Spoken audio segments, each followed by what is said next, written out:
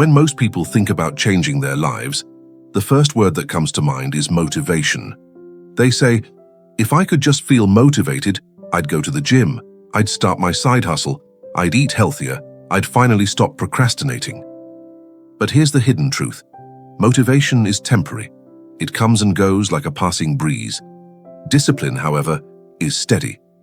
Discipline is the anchor that keeps you moving forward, even when the waves of laziness, doubt, or distraction try to pull you off course.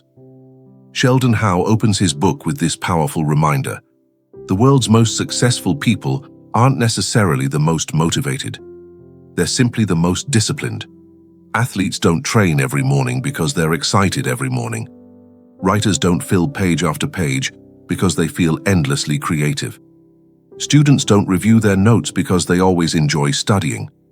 They do these things because they've trained themselves to keep showing up, no matter how they feel. Discipline is not about fighting your emotions. It's about acting independently of them. Imagine this. You wake up for work and feel tired. Motivation whispers, hit snooze, you deserve more sleep. But discipline says, get up, the day is waiting. Which voice wins will decide the kind of life you build. This is why discipline is stronger than emotion. Your emotions fluctuate, but discipline creates stability. It doesn't rely on whether you feel like it. It relies on commitment, repetition, and practice. And here's the surprising twist. Discipline, which many people see as strict or confining, actually leads to freedom. Think about it this way. When you discipline yourself to save money consistently, you create financial freedom later. When you discipline yourself to eat well and exercise, you gain the freedom of good health. When you discipline yourself to stay focused at work or in school, you gain the freedom to choose opportunities later. Every act of discipline today buys you more choices tomorrow. Now, how do you actually start building discipline? The best way is to begin small. Don't try to overhaul your entire life overnight. Choose one simple action you can repeat every single day. It might be making your bed. It might be drinking a glass of water right after waking up. It might be writing down your top 3 priorities for the day. The point isn't the task itself. The point is proving to yourself that you can follow through. And when you follow through, something powerful happens. Your self-respect grows. Each small win tells your brain, I can rely on myself. I can trust myself to do what I say I'll do. That's the seed of lasting discipline. Real-life example. Imagine 2 friends start jogging together. In the first week, both are excited, full of energy, motivated. By week 3, one friend starts skipping because it's too cold outside. The other friend shows up anyway, even in the cold, even in the rain. A month later, the difference between them is obvious. The disciplined friend is fitter, more confident, and more consistent. The motivated friend is back where they started. This is why discipline is so valuable. It compounds over time. It doesn't just give you results today. It builds momentum for the future. Each disciplined action lays a brick, and over weeks and months, you've built a wall of strength that no distraction can break. So here's your challenge. Identify one small behavior you want to commit to daily. Make it non-negotiable for the next 7 days. Don't wait for motivation. Don't bargain with yourself. Just do it, no matter what. At the end of the week, reflect on how you feel. You'll notice something incredible. You'll feel more in control of your life. And that sense of control, that confidence, is the reward discipline gives you. Habits are the invisible architecture of everyday life. Discipline gives you the intention. Habits turn that intention into automatic action. The wisest strategy is not to rely on rare bursts of willpower, but to build small routines that run on autopilot. A tiny behavior repeated daily becomes effortless, and over time reshapes your life. The trick is to make habits so small and obvious you can't argue with them. Begin by shrinking the task. Huge promises burn bright and die fast. Instead of I'll exercise an hour every morning, commit to put on my workout clothes for 10 minutes. Often the first 5 minutes are the only real barrier. Once you start, momentum keeps you going. This principle applies to reading, writing, studying, or any skill you want to grow. Make the start trivial and the follow-through likely. Design your environment to remove friction. Your surroundings influence choices far more than willpower alone. Want to read more? Keep a book on your pillow. Want to eat better? Place fruit where you can see it and hide treats in a hard-to-reach place. Want to work without distraction? Charge your phone in another room. When the easiest option is the right option, discipline works with you instead of against you. Use habit stacking to anchor new behaviors. Attach a new micro-habit to something you already do automatically. After brushing your teeth, write one paragraph. After making coffee, plan your top task for the day.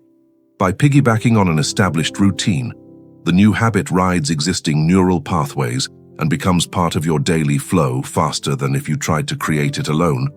Track progress with a simple visual cue. A calendar with daily X marks, a progress bar, or a checklist gives immediate feedback and makes small wins feel satisfying. Seeing a chain of completed days motivates you to keep it going. Don't overcomplicate tracking.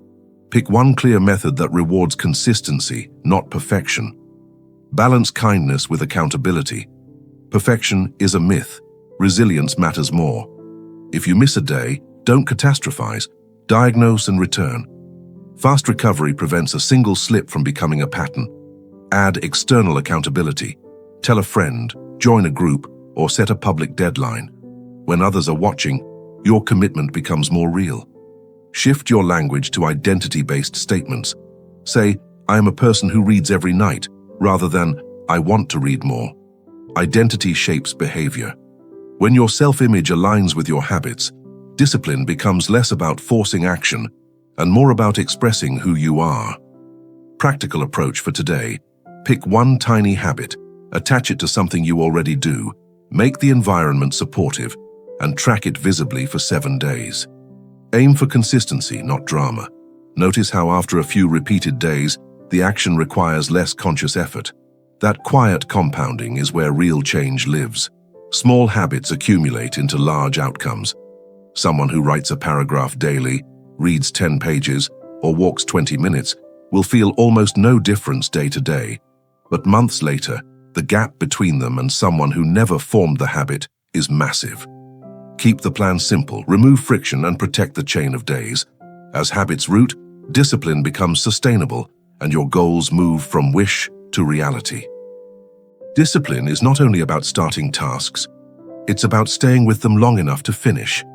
In today's world, distraction is everywhere, phones buzzing, social media feeds endless, notifications designed to steal attention. Focus has become a superpower, and mastering it is the difference between shallow effort and deep progress. Discipline protects focus by creating boundaries around your time, your mind, and your energy. The first step is to recognize attention as a limited resource. Every decision, every click, every glance at a screen consumes a bit of mental energy. If you scatter it across dozens of minor distractions, you'll have little left for meaningful work.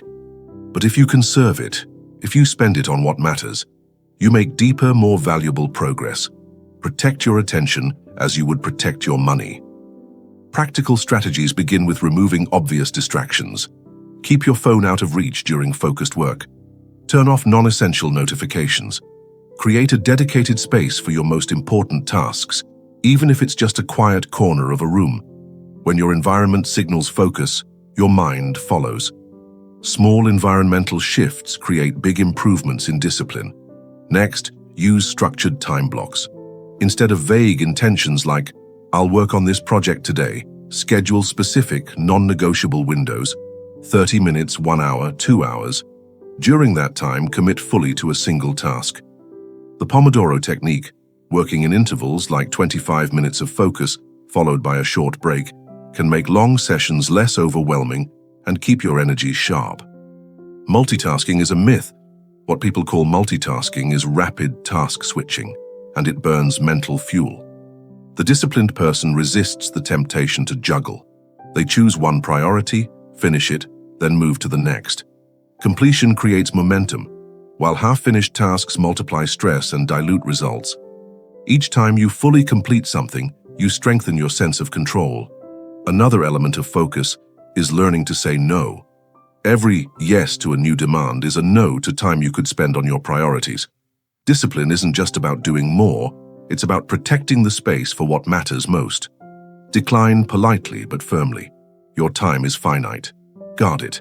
Mental clarity also depends on managing inputs. Too much information crowds the brain and reduces focus. Instead of consuming endless content, choose a few trusted sources. Read with intention, not impulse. By curating what enters your mind, you create room for original thought. Quiet isn't emptiness, it's space where ideas can grow. One powerful practice for strengthening focus is mindfulness. Taking 5 minutes to breathe deeply, notice your thoughts, and return attention to the present can reset a scattered mind. It trains the ability to notice distraction without being ruled by it. When paired with disciplined routines, mindfulness builds resilience against overwhelm. Here's an application you can start immediately. Pick one task you've been postponing. Schedule a single, distraction-free block of time today to work only on that. Silence your phone, close extra tabs, and set a timer. At the end of that block, you'll feel not just progress but proof of your ability to focus. That confidence compounds. In the long run, discipline and focus turn ordinary hours into extraordinary results. You don't need more time. You need to use the time you already have with sharper attention. Each day you protect your focus. You're building a mind trained to resist distraction and chase depth over noise. The world rewards those who can stay with a single challenge until it is solved. Cultivate that discipline. Guard your attention. Use your focus as a weapon to carve meaningful progress from the chaos. Discipline is strongest when it becomes automatic. Willpower alone is unreliable. It fades when you are tired, stressed, or overwhelmed. But habits, once formed, operate almost on autopilot. They carry you forward even when motivation is low. The secret to lasting discipline is to design habits that align with your goals and then repeat them until they become part of who you are. Think of habits as small bricks. One brick may not seem like much, but stack them daily, and over time you build a solid wall. A single disciplined choice repeated again and again shapes identity. You no longer just try to be disciplined, you embody it. Habits make discipline a lifestyle instead of a struggle. Start with simplicity. Many people fail because they attempt dramatic overnight changes. They try to wake up 3 hours earlier, run 10 miles a day, and read for hours every night. Their ambition collapses under the weight of unrealistic expectations. Real discipline grows in smaller, sustainable steps. If you want to read more, commit to 10 minutes a day. If you want to exercise, start with a short walk. Consistency matters more than intensity at the beginning. The key is to link new habits to existing routines. This is called habit stacking. If you already drink coffee in the morning, place your journal next to the mug and write a few lines as the coffee brews. If you brush your teeth at night, follow it with 2 minutes of stretching. By attaching new habits to old anchors, you reduce resistance and increase success. Environment also plays a silent but powerful role. A kitchen full of junk food makes healthy eating harder. A desk cluttered with distractions weakens focus. The disciplined person doesn't just rely on inner strength. They shape surroundings to support the life they want. Place cues for good habits where you can see them, and remove cues for bad habits where you can't. Let your environment work for you, not against you. Reward is another vital ingredient. Each time you complete a habit, acknowledge the victory, even in small ways. Check off a box, track progress in a journal, or simply pause to appreciate the effort. These small celebrations tell your brain the habit is valuable, making it easier to repeat tomorrow. Progress fuels motivation. But what about setbacks? Everyone slips. Discipline is not perfection, it is persistence. Missing one day is not failure. The danger comes when one miss turns into many. The best response is to recommit immediately. If you skipped your workout yesterday, move your body today. If you missed journaling last night, write this morning. Recovery speed matters more than flawless performance. Another practice is accountability. Share your habit goals with someone you trust, or join a community with similar aims. When others know your commitments, you feel a healthy pressure to uphold them. External accountability strengthens internal discipline until the habit becomes self-sustaining. Above all, habits are about identity. Ask yourself, who do I want to become? If you want to be disciplined, act as that person would act, even in small ways. Each choice is a vote for the identity you are building. Write even when uninspired. Exercise even when tired. Save money even when tempted to spend. Over time, the votes add up, and identity becomes reality. Here's something you can try. Choose one area of life you want to improve. Break it into the smallest possible habit, one so easy it feels almost laughable. Practice it daily for the next week. Notice how consistency creates momentum. Once it sticks, expand it slightly. This gradual layering builds strength without burnout. Discipline is not about forcing yourself into constant struggle. It's about designing systems that make good choices easier and bad choices harder. When habits take over, discipline becomes less about effort and more about flow. And when discipline feels natural, you gain freedom. The freedom to grow, achieve, and live with purpose. By now it's clear that discipline is more than just a tool to finish tasks. It is a way of living. It shapes the choices you make, the habits you build, and ultimately, the person you become. True discipline is not about punishment or rigid control. It's about alignment, aligning your daily actions with your highest values and long-term goals. Many people misunderstand discipline. They see it as a chain, something that restricts freedom. But in reality, discipline creates freedom. When you control your impulses, you gain the freedom to choose wisely. When you manage your time, you gain the freedom to focus on what truly matters. When you take care of your body and mind, you gain the freedom to live with energy and clarity. Think of a musician practicing scales daily.